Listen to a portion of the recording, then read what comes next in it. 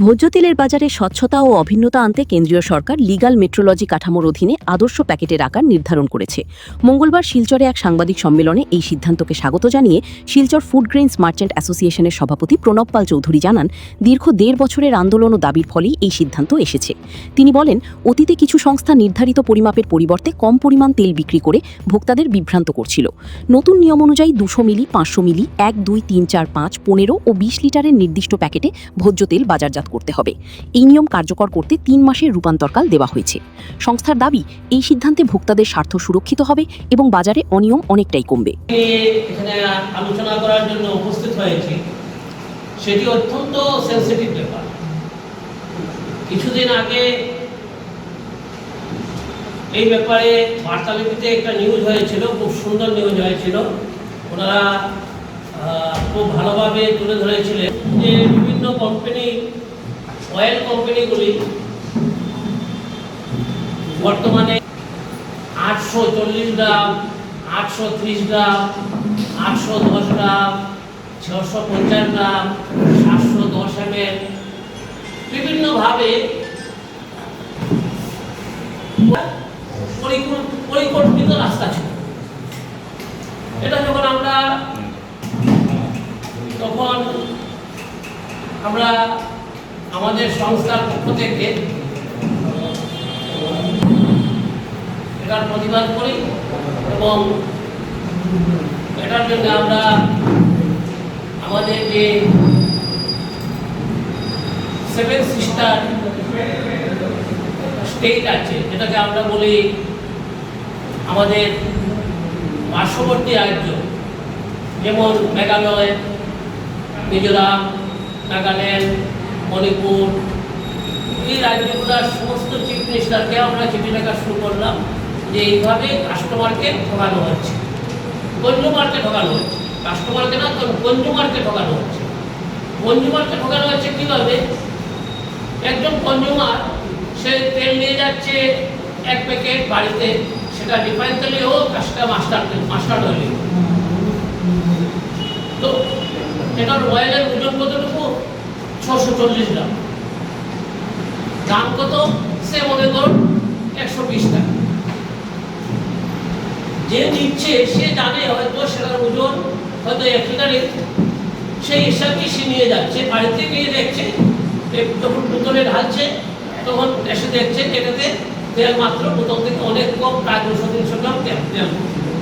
তো কখনো কখনো আমাদের এখানে এসে আমাদের জিজ্ঞেস করে, দাদা এটা কী ব্যাপার? অনেকে আমাদের রাস্তাঘাটে দেখলে অনেকে জিজ্ঞেস করে, দাদা এই মহাকোষের কতটুকু, ওজন কতটুকু?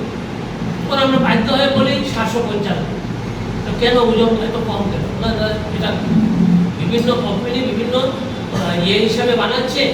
যেমন ইমামি একটা কোম্পানির নাম, ইমামি কী করছে, 620 ml দিয়ে বানাচ্ছে, 700 গ্রাম দিয়ে বানাচ্ছে। আডানি আছে, ওনারাও বানাচ্ছে। এইভাবে মানে কনজিউমারকে একটা পরিকল্পিতভাবে ঠকানোর যে চক্রান্ত, সেই চক্রান্তর বিরুদ্ধে আমরা Silchar food grains merchant association গর্জে উঠব। आसाम में प्रोड्यूस खेती जो है बहुत लिमिटेड है। आसाम में हर आइटम बाहर से आता है। इस बाहर से आता है तो हमें बाहर से जो माल परचेज करना पड़ता है। अभी जो है अभी पिछले 1-1.5 महीने से ट्रांसपोर्टेशन बहुत ज़्यादा बढ़ रहा है, इसकी भी वजह हो सकती है। दूसरे में नॉर्मल चावल जो है, परमल चावल जिसको हम लोग बोलते हैं, उसकी कोई आज भी रेट नहीं पड़ी है, कारण गवर्नमेंट अपने OMG जो गवर्नमेंट का एक सेल है, FCI का, उस सेल से देते तो 20-31-32 रुपये में रिटेल में मिलता होगा, 33 रुपये रिटेल में मिलता होगा। अब कोई ब्रांड के पीछे भागता है, किसी को डबल हिरन चावल ही चाहिए, जोआ खाना है, उस ब्रांड के पीछे अलग बात है। बाकी आप नॉर्मल चावल जो भी आज भी 30 से 35 के भीतर में चावल मिलता है। अब BPT किसी को नहीं, मुझे तो अरब BTP चाहिए, मुझे तो केस BPT चाहिए, कुछ ऐसा चाहिए, ब्रांड ही चाहिए। उस ब्रांड के बारे में हम इस बारे में नहीं बोल सकते, लेकिन कुछ जो परसेंटेज जो रेट बढ़ा है उसका ट्रांसपोर्टेशन का वजह। आज जैसे ट्रांसपोर्टेशन जैसे हमारे कहीं से मिल रहा था, कहीं से हम पीछे से माल मंगाते, सपोज 200 रुपया था और 250 रुपया पहुँच गया है। आने वाली टाइम में और भी ट्रांसपोर्टेशन बढ़ सकता है। ये तो हमारे रेलवे में माल आ रहा है बोल के माल की अवेलेबिलिटी की है और इतना कोई रेट का हमारे बराक वैली में इफेक्ट अभी तक इतना नहीं हुआ जितना दूसरी जगह पर। आप रिटेल मार्केट, मैं ये वादे के आपको एकदम दक्के की चोट बोल सकता हूँ। बराक वैली का रिटेल मार्केट हो, हमारा फाटी बाजार का रिटेल मार्केट चेक कर लीजिए, गुवाहाटी का फैंसी बाजार रिटेल मार्केट चेक कर लीजिए, आपको सिलसिला रेट कम मिलेगा ज़्यादा। ये दक्के की चोट बोल सकते हैं। लेकिन 15 दिन में 220 रुपया 300 रुपया ऐसा तो नहीं होना चाहिए कि आपको हाँ बीपीटी का तो हो गया 1420। या आरएम बीपीटी, यही तो बात है।